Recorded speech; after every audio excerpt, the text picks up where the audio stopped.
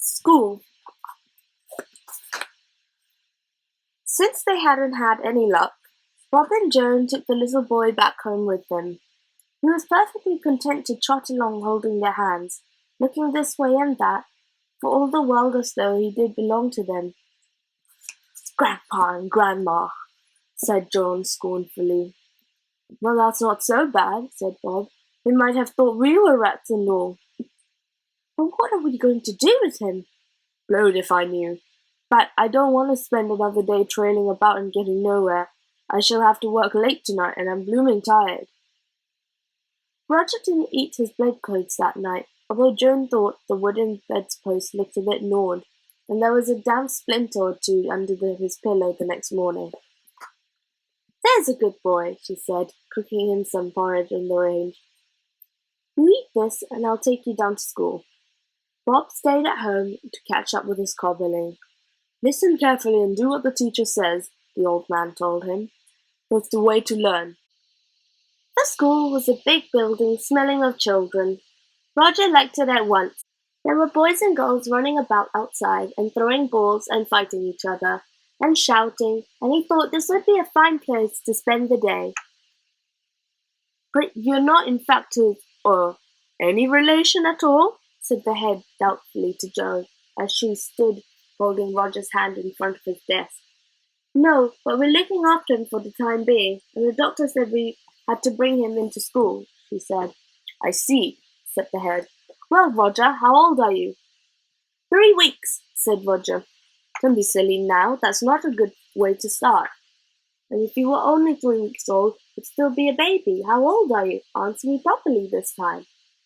Roger shifted uneasily and looked up at Joan. "He's not sure," she said. "I think he lost his memory, poor lamb. He wouldn't know a thing like that." "He looks about 9, said the head. "He can go in Miss Cribson's class. She won't stand any nonsense." A bell rang loudly, and all the children stopped running and shouting and fighting, and came inside.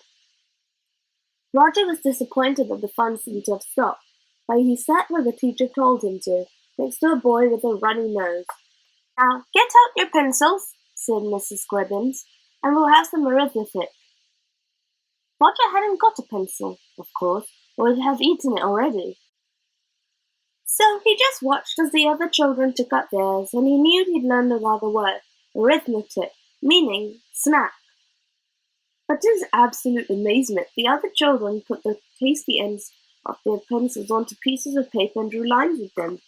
Roger had no idea you could do that, and he was so surprised and delighted that he laughed out loud.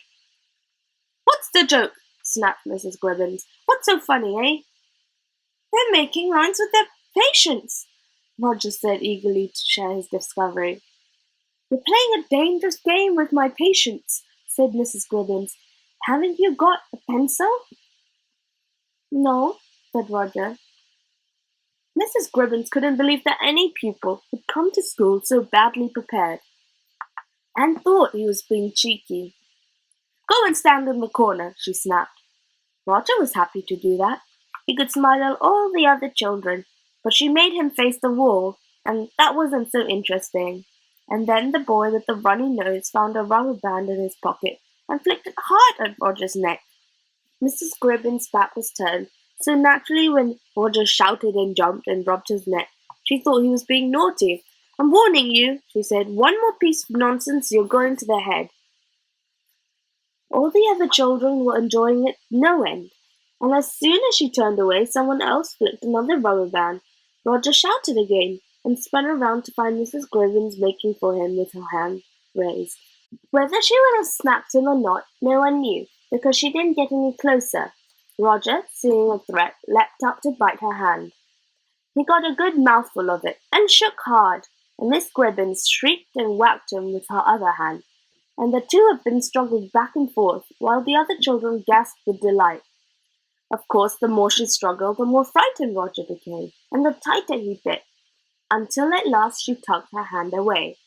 Roger, wild-eyed, was trembling and panting with his back to the wall, and no one was laughing any more. "Right," said Mrs. Gribbins. "That's it for you, my lad." The door opened. There was the head. "What is all this noise?" he demanded. "Look," said Mrs. Gribbins, holding up a hand. "Look what this child has done. He's drawn blood and bleeding." Actually, she had to squeeze quite hard to force a drop of blood out, but it was a real blood, sure enough. The room was full of wide-eyed, opened eyes, staring at the head, at Miss Gribbins, at Roger. The head seemed to get bigger and bigger, and Roger's to get smaller and smaller. "Come with me," said the head in a dangerous voice. All the children knew that voice. It was the voice that meant he was going to get to the cane. He didn't use it very often, but the occasions when he did were terrifying. There would be a deep silence over the whole school, and a sick feeling in everyone's stomach, and no one would dare look at the victim before he went into the dreadful place and be beaten, or to speak to him after he came out sniffling and limping, and everyone would be quiet and unhappy for a day or so afterwards. And now Roger was going to be canned, and everyone knew it but him. He thought the head was taking him away from the cruel woman who frightened him, but it smiled up to him and said, "You can make lines on paper with them things. I thought they were called patience at first, but they call other names too. I never knew you could make lines with them." All the children sat open-mouthed. How could this new boy dare to speak to their head in this familiar, friendly way? It was the cheekiest thing they'd ever heard. Some of them felt shocked, and some felt gleeful at the thought of the extra punishment he'd surely get, and some felt admiration. "This way," said the head. Roger followed. Silence fell over the classroom. Miss Scribbins ran some water over her head and dried it on her handkerchief, and took a plaster from her handbag and carefully placed it over the bite, and the children watched her solemnly without making a sound. Then, just as she opened her mouth to tell them to turn back to their work, there came a wild scream from down the corridor. No one had ever heard a scream like that. When a boy went to be caned, he tried as hard as he could to make no noise at all. Some of the toughest ones managed to stop themselves even from whimpering, and were greatly admired for it. But not even the most babyish victim would have screamed as long and widely as Roger had been screaming. The sound seemed to drill into everyone's head and scrape around and round in their skulls. Some of them put their hands over their heads. Those who didn't block off the sound soon heard other sounds too. The head's voice raised in anger, furniture crashing, doors banging, footsteps running down the corridor. It was the most exciting arithmetic lesson they ever had. "Look, he's running away!" shouted a girl, and pointed at the schoolyard. Roger was racing for the gate, with their head in the red-faced pursuit. All the children crowded to the window to watch, ignoring Mrs. Gribbins' efforts to make him sit down.